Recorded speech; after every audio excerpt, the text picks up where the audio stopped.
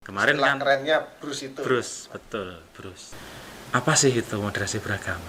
Makanya ada candaan seperti ini kadang itu. Kalau ada orang yang kecelakaan di jalan, apa harus ditanya Agamanya? agama? Kan udah langsung kita tolong saja. Ya. Agama.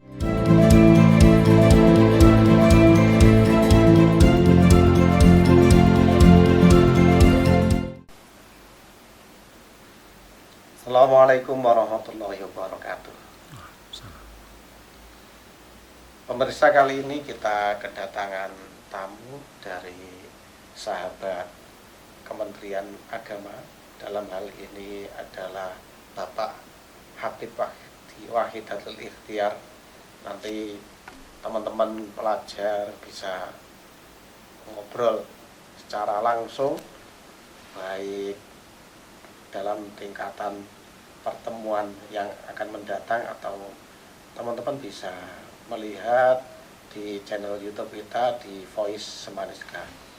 Puji syukur alhamdulillah pada kali ini kita bisa bertemu dengan Pak Habib. Bagaimana kabarnya Pak Habib? Alhamdulillah, sehat selalu Pak Zainuddin. Alhamdulillah. Salawat salam semoga tercurahkan kepada beliau Nabi Agung Nabi Muhammad Sallallahu Alaihi Wasallam. Teman-teman pelajar, kali ini kita akan membahas bagaimana tata cara membumikan perilaku moderasi beragama. Pelajar ini kan sangat butuh kaitannya dengan materi moderasi beragama, tapi kemudian bagaimana caranya mengaplikasikan, membumikan. Makanya kita mengundang salah satu narasumber yang sering ngisi di kegiatan BRUS SMA, SMK se-Kabupaten Trenggalek. Nah, ini Pak Habib ini adalah narasumber yang selalu ngisi moderasi beragama. Beliau dari kantor Kementerian Agama Kabupaten Trenggalek. Mohon Pak Habib untuk memperkenalkan diri dulu sebelum masuk ke materi. Terima kasih. Assalamualaikum warahmatullahi wabarakatuh. Waalaikumsalam warahmatullahi wabarakatuh. Alhamdulillahirrabbilalamin. Terima kasih atas undangannya Pak Zainuddin. Sama-sama. Kita sangat berterima kasih bisa hadir di sini. Sebuah inovasi yang luar biasa, mudah-mudahan terus berkembang dan membawa manfaat bagi semuanya. Amin, amin, amin. Kita dari Kementerian Agama Kabupaten Trenggalek, kebetulan kita sebagai penyuluh agama Islam, salah satu unsur di kantor Kementerian Agama Kabupaten Trenggalek yang tugasnya adalah menyuarakan nilai-nilai agama Islam, kemudian juga menyampaikan pesan-pesan pembangunan, termasuk BRUS, termasuk BIN-BIN, termasuk kampanye moderasi beragama. Itu juga menjadi satu hal yang penting bagi kita semua, terutama bagi insan penyuluh agama Islam, untuk disuarakan di masyarakat luas. Kita kebetulan di KUA Kecamatan Pogalan, Pak Zainuddin. Jadi berarti penyuluh ini ditempatkan di berbagai daerah di kabupaten atau bagaimana gitu? Ya, jadi penyuluh agama Islam itu kan jabatan yang sifatnya lapangan, jadi lebih bersentuhan dengan masyarakat, dengan majelis taklim, dengan instansi, dengan pelajar, organisasi kepemudaan dan sebagainya. Maka kita tempatnya di KUA. Jadi setiap KUA di seluruh wilayah kabupaten itu ada penyuluhnya. Gitu. Jadi di Pogalan, di Trenggalek, Karangan juga ada dan lain sebagainya. Gitu, Pak Zainuddin. Kalau program-program dari Kementerian Agama yang langsung menyasar kepada pelajar itu apa? Kalau untuk pelajar itu kan ada dua jalur ya. Yang pertama ada lewat Penma atau madrasah itu, kemudian juga ada PAIS yang khusus tentang agama Islam. Nah, untuk kita yang di penyuluh agama, kita programnya pada bimbingan remaja usia sekolah atau BRUS itu. Kemarin kan kerennya BRUS itu. BRUS, betul, BRUS. Jadi itu program yang strategis untuk mengajak dan membantu teman-teman pelajar bagaimana cara memanajemen diri, mengenali dirinya sendiri. Saya itu siapa sih? Saya lahir di mana, kemudian potensi saya seperti apa. Itu lewat Bruce digali. Maka dengan materi-materi seperti itu nanti pelajar itu akan mampu mengenali dirinya sehingga dia akan bisa mengupgrade diri, mengeluarkan potensinya, termasuk juga menjaga diri dari segala hal yang kurang baik itu. Gitu. Kalau di sekolah kami itu kan begini, sekolah kami itu kan bukan sekolah yang berbasisnya madrasah, atau sekolah kami adalah sekolah umum lah. Nah di dalamnya itu kan ya ada siswa muslim, ada siswa non muslim, sehingga semuanya bisa masuk di sini. Nah harapan kami itu ada semacam nilai-nilai yang ditanamkan kepada anak, bahwa meskipun mereka berbeda-beda tapi mereka dapat berbaur satu bingkai, merasakan kenyamanan. Nah itu kalau menurut panjenengan bagaimana anak-anak itu bisa seperti itu, dengan nilai-nilai apa kira-kira? Nah, jadi kan kita harus menyadari dan memahami bahwa kita itu beragam, Pak Zainuddin. Jadi kita itu di Indonesia itu dikaruniai rahmat yang luar biasa yang berupa keberagaman itu. Dan keberagaman, perbedaan itu kan sebuah rahmat. Kanjeng Nabi kan dahulunya seperti itu. Betul. Maka penting bagi kita untuk selain memahami, kita juga mengelola itu. Jadi keberagaman itu dikelola dengan baik, kemudian diterima sebagai bentuk anugerah dari Tuhan, ya, dari Allah Subhanahu wa taala. Kemudian kita juga penting untuk memahami, menginternalisasikan nilai-nilai yang mampu menjadikan keberagaman itu sebuah harmoni yang positif. Di Kementerian Agama itu ada satu program strategis. Jadi ini rumusan Kementerian Agama Pusat dari dulu juga, yakni tentang moderasi beragama. Oh, yang digaungkan moderasi beragama itu ya ini. Salah satu Astaprotas kalau sekarang. Jadi Menteri Agama sekarang kan mencanangkan Astaprotas itu. Salah satunya adalah moderasi beragama. Membangun kerukunan dengan konsep moderasi beragama. Apa sih itu moderasi beragama? Jadi moderasi beragama itu cara pandang, Pak Zainuddin, cara pandang, cara pengamalan, aplikasi dari nilai-nilai agama dengan cara tengah-tengah atau moderat. Kenapa tengah-tengah? Karena kita jangan sampai kita yang punya agama yang mulia, agama yang penuh dengan rahmat ini, dalam implementasinya kita terjerumus pada kutub yang ekstrim. Jadi ada ekstrim kanan yang cenderung ke radikal, ada ekstrim kiri yang cenderung ke liberal. Kalau anak-anak sekarang itu katanya mabuk agama itu. Nah, mabuk agama itu ya ada kalanya bermakna positif, ada kalanya bermakna yang sebaliknya. Apalagi kalau itu terlalu mabuk kemudian sampai punya indikasi-indikasi yang mengarah ke kutub yang ekstrim tadi, kan justru kontraproduktif itu. Merusak agama itu sendiri. Ya. Kanjeng Nabi itu kan dawuh nggih, khairul umuri awsatuha.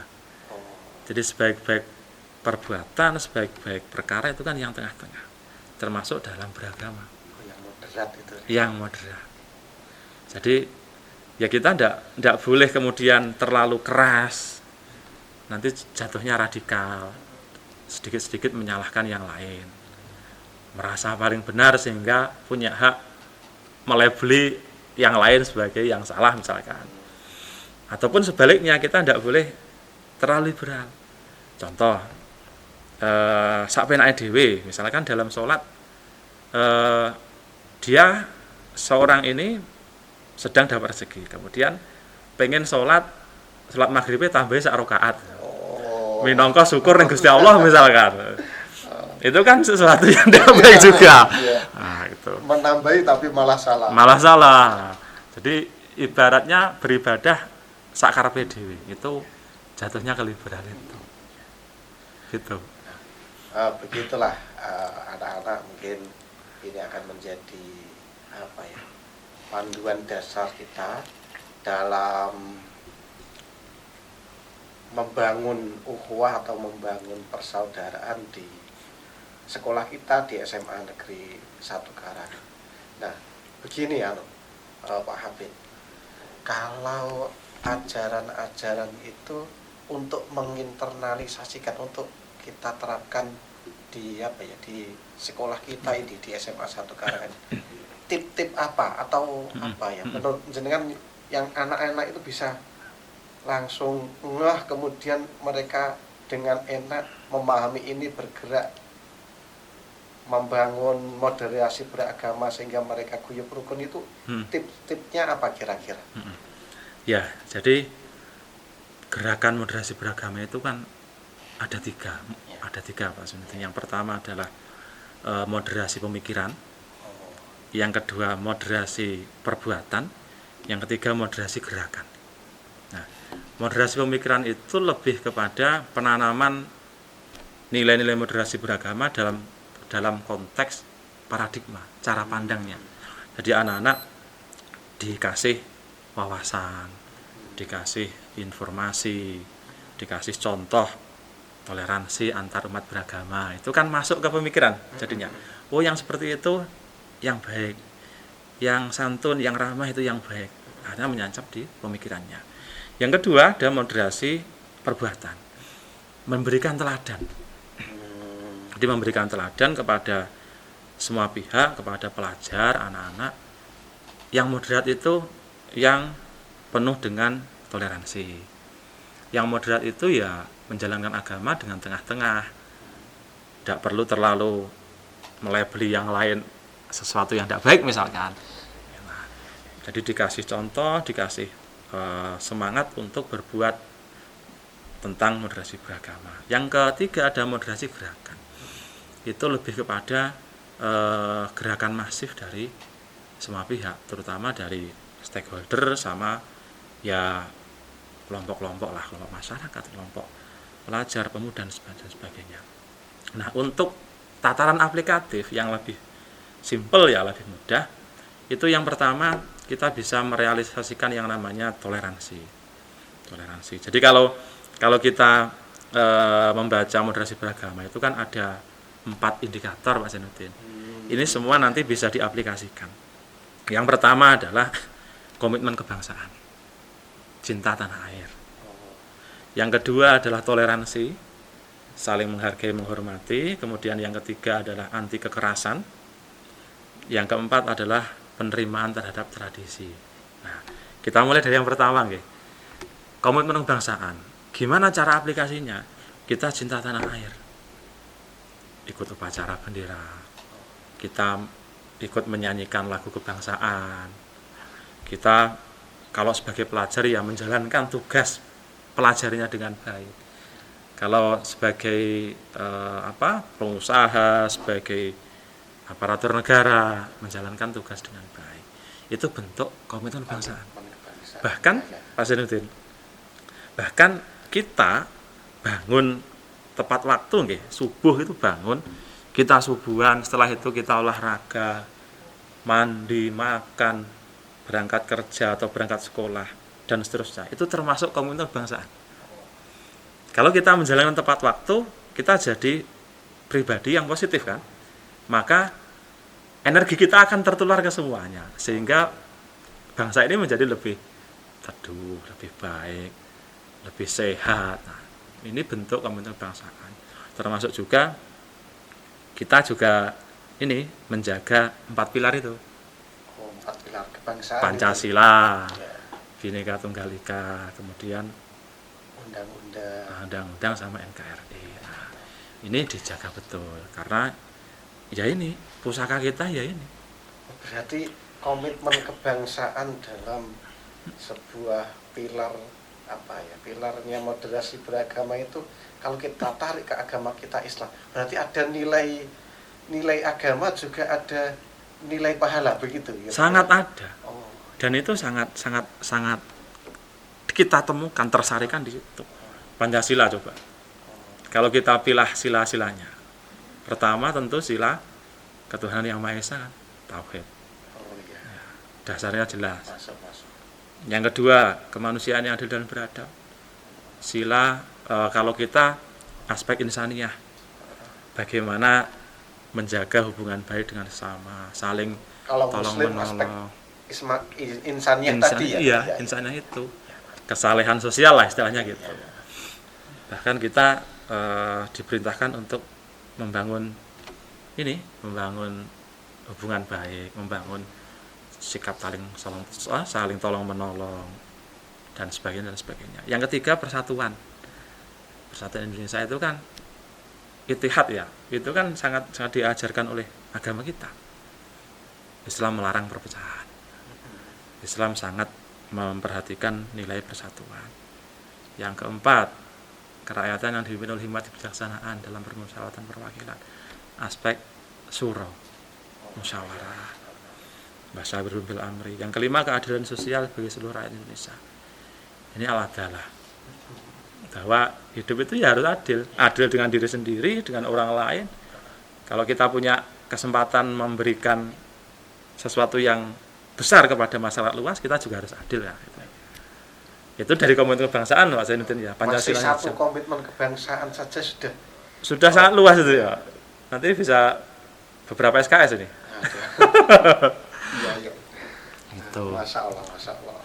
Itu dari sisi komitmen kebangsaan. Jadi kita itu harus sadar Pak Zainuddin bahwa kita lahir di Indonesia. Kita bernafas, menghirup udara di Indonesia, makan, minum, belajar, kemudian kita beribadah, bekerja di Indonesia. Bahkan besok ketika meninggal, kita mungkin juga akan dikuburkan di tanah Indonesia.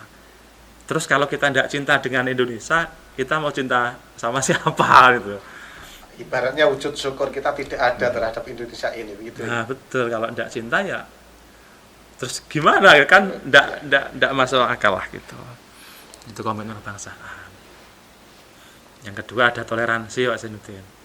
Toleransi itu sikap saling menghargai dan menghormati.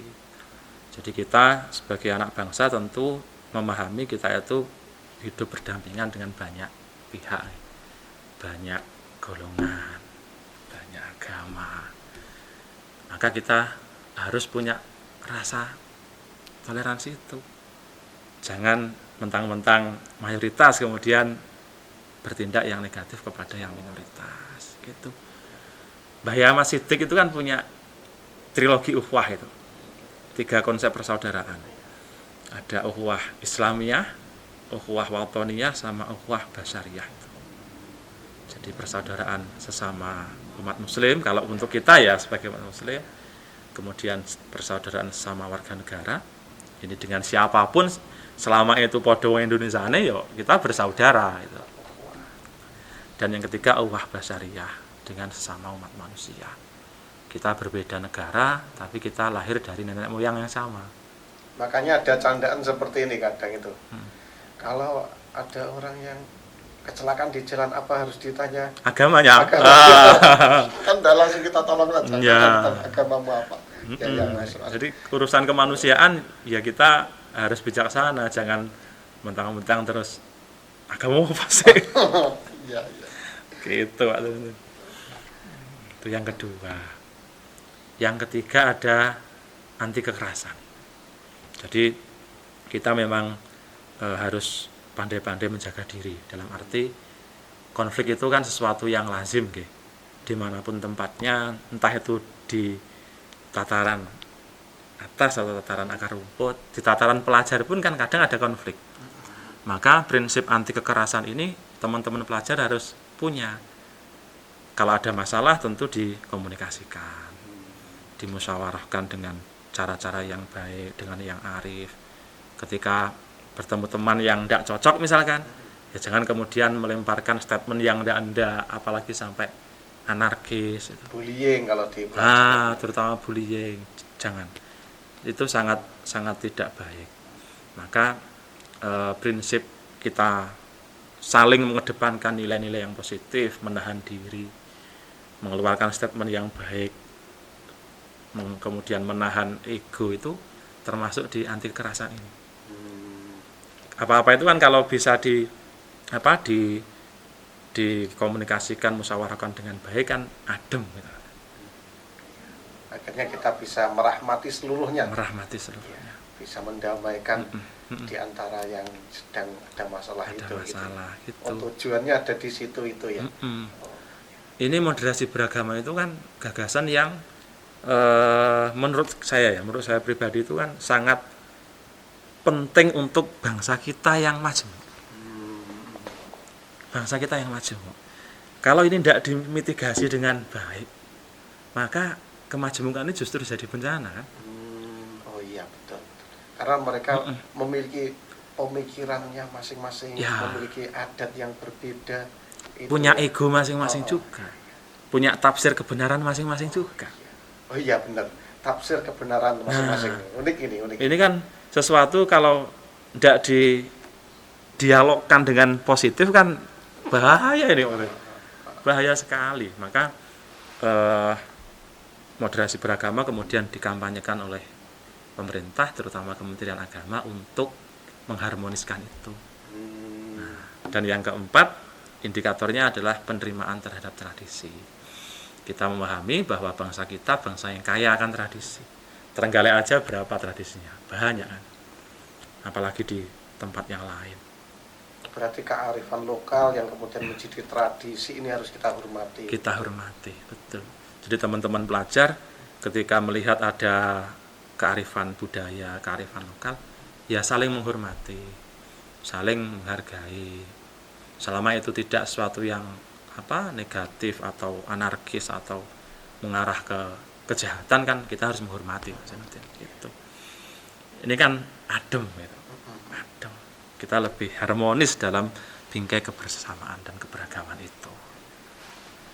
Alhamdulillah teman-teman pelajar ataupun SMA Negeri 1 Karangan seluruh warganya, kali ini kita dapat pencerahan baru atau hal-hal yang baru yang mungkin selama ini kita tidak merasa ngeh, tapi kali ini kita justru mendapatkan nilai-nilai baru yang nanti kita bisa internalisasi di sekolah kita. Di antaranya adalah bagaimana kita bersikap moderat, kemudian kita bersikap tawasul, kemudian bagaimanakah kita bersikap iktidal, bagaimanakah kita menyikapi dengan pola pikir kita, dengan hati kita yang baik, kemudian muncul menjadi pemikiran-pemikiran yang baik, yang kata Pak Habib tadi, kemudian kita wujudkan menjadi perilaku. Setelah perilaku akan muncul gerakan-gerakan di SMA Negeri 1 Karangan ini, mereka menjadi motor penggeraknya moderasi beragama, sehingga kita dimanapun berada akan diterima ketika nilai-nilai moderasi beragama ini kita rengkuh sekuat-kuatnya, sehingga harapannya adik-adik ke depan nanti, teman-teman pelajar ke depan nanti mendapatkan bekal untuk masa depan. Mungkin dari Pak Habib ada closing atau kata-kata ya untuk teman-teman pelajar yang ada di SMA 1 Karangan ini. Monggo. Ya, untuk kita semua, untuk teman-teman sahabat-sahabat pelajar khususnya di SMA 1 Karangan, kita sebagai umat Islam yang agama kita adalah agama yang rahmatan lil alamin, kemudian kita juga sebagai umat beragama untuk semua pemeluk agama yang ada di Indonesia, kita penting untuk menempatkan diri kita sebagai insan beragama yang positif, insan beragama yang moderat. Moderasi itu adalah pilar penting untuk kita mampu menjadi umat beragama yang bagus, umat beragama yang merahmati semua. Jadi ketika kita moderat, ketika kita santun, kita ramah, kita akan diterima oleh semua pihak. Dan kehidupan keberagaman, kehidupan yang majemuk di negeri kita ini akan berjalan dengan baik, berjalan dengan harmonis. Moderasi beragama itu bukan memoderasi agamanya. Agama sudah moderat. Yang perlu dimoderasi adalah pemikiran dan gerakan kita, aktivitas kita. Maka ketika kita mampu untuk meraih nilai-nilai moderasi beragama itu, kita mampu mengaplikasikannya dalam kehidupan sehari-hari, maka iklim kehidupan beragama di sekitar kita, di lingkungan kita maupun di negara kita akan berjalan dengan damai, rukun, dan harmonis. Demikian Mas Hendra. Alhamdulillahirrahmanirrahim. Terima kasih Pak Habib atas kunjungannya pada Voice Maneska. Semoga ini memberikan asas kemanfaatan buat kita semuanya. Terima kasih para pemirsa yang masih konsen kepada channel YouTube kita. Akhirnya kita tutup, kurang lebihnya mohon maaf. Wallahul muwaffiq ila aqwamit thoriq. Wassalamualaikum warahmatullahi wabarakatuh. Waalaikumsalam.